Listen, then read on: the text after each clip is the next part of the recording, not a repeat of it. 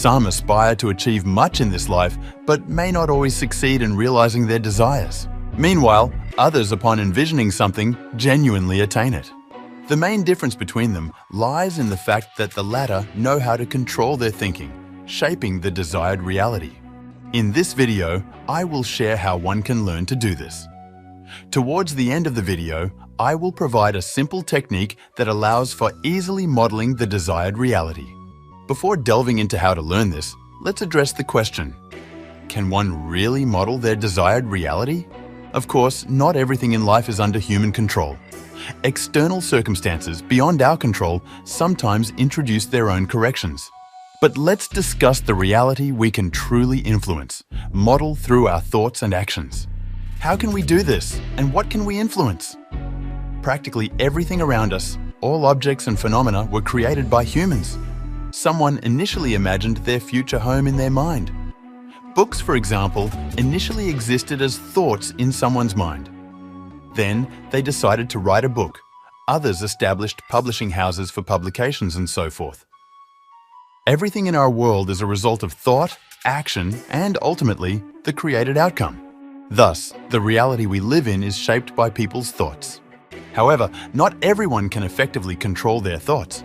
Some achieve what they desire, while others limit themselves in their aspirations. Let's explore how to enter the category of people who manage what they can influence most effectively. We realize that our brain plays a key role in managing this reality by shaping our thoughts. However, there is a complexity. Two subpersonalities inhabit our minds, often mentioned by psychologists: the child and the adult. The child has two distinctive traits: openness and trust, believing that they will get everything they want. This applies to a child who has just entered this world, not yet experiencing fears. The parent, on the other hand, is an independent and responsible person ready to materialize the child's desires into reality. Interacting, the child and the parent shape the reality they want to see. But in everyday life, it often happens that children and adults act in an uncoordinated manner. Let's consider an example. Suppose a child wants a cake and exhibits their characteristic traits: openness and trust, confidence that they will get what they desire. Then the parent intervenes, independently deciding to buy the cake and satisfy the child's needs. This is how we easily shaped reality and achieved the desired. So the child shapes the desire and the parent ensures its realization. When they act in harmony, the result is the achievement of the desired. However, with age, both the inner child and the inner parent face certain problems. The child's problems may arise from fears when they do not receive what they desire from their inner parent. This leads to a loss of trust and openness that were initially inherent. When the child doesn't get what they want, doubts and fears arise, ultimately diminishing their desire. Difficulties also arise for the inner parent. In attempting to meet the child's needs, the parent tries to control and takes responsibility for fulfilling their desires. However, if the parent struggles with this, they may lose interest and seek external help, losing their own responsibility and independence. Consider an example. A child wants to become a famous blogger and asks the parent to buy them an educational course. The parent starts the training but struggles with it, leading to a loss of interest and responsibility. In this case, both suffer: the child not getting the desired result and the parent losing motivation. A parent losing control and a child not getting the desired toy-faced disappointment in themselves and in life. This leads to a loss of control over life and a deep understanding of the inner child and parent. Solving this task requires challenging steps, including transitioning to an adult position.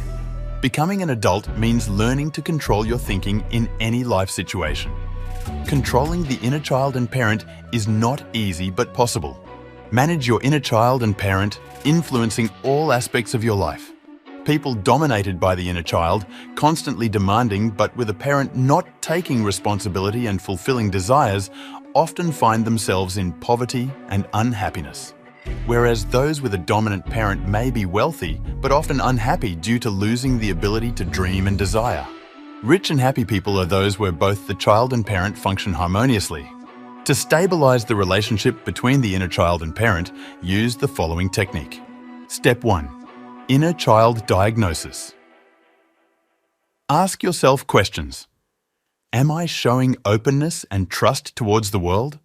Does my desire depend on others' opinions? If you discover fear, use willpower to switch to a state of trust and openness, eliminating doubts. Step 2. Inner parent diagnosis. Ask yourself, do I understand how to fulfill the child's needs? Am I taking responsibility and independently seeking solutions? If not, switch to a state of a responsible and independent person ready to find solutions. Step 3. Adult position. From an adult position, determine what you want, how to achieve it, and start acting. Regular training in managing thinking will help you more often take an adult position and effectively control your reality. I wish you mastery in self-management and your life. I hope this information will be useful to you. Subscribe to the channel, upgrade your consciousness. Good luck, and see you in the next video. Thank you for watching.